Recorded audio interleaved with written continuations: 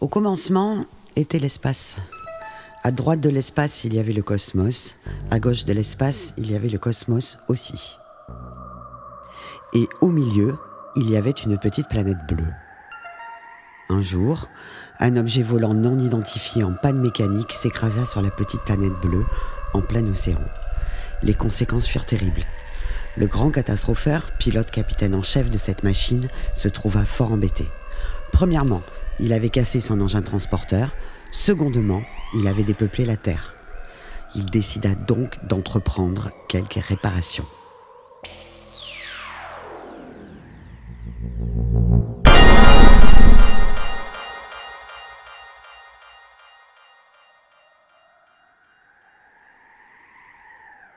Avec son bic cosmique, il se mit au travail. Il commença par ramasser, trier, collectionner, inventorier.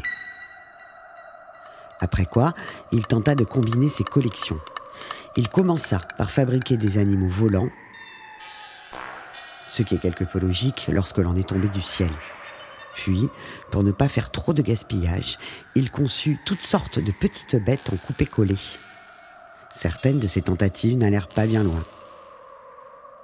Après de longues expériences très techniques, il mit au point un tas de quadrupèdes et tout un bestiaire d'espèces aussi variées les unes que les autres. Il leur bricola des intérieurs très compliqués pour qu'elles puissent reconnaître dans quelles équipes elles étaient et se manger ensemble. Il leur imagina même quelques cerveaux pour qu'elles se mettent à penser.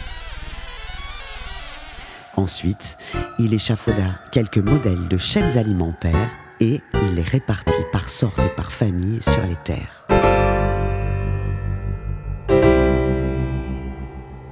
Plus tard, il rentra dans sa période ornementale et mit au point les forêts, les rivières, les montagnes, les prés, les déserts et toutes sortes de paysages aussi bien dessinés que sur les cartes postales. Le grand catastropheur s'était mis au coloriage et s'éclatait toute la journée. À ce moment-là, le monde était bien joli et tout le monde était bien heureux. Comme il se sentait un peu seul et pour la perfectionner au maximum de ses possibilités, il rapatria dans son atelier cosmique l'espèce la plus fantastique, celle qui tenait debout sur 2 pattes seulement et qui n'était jamais d'accord.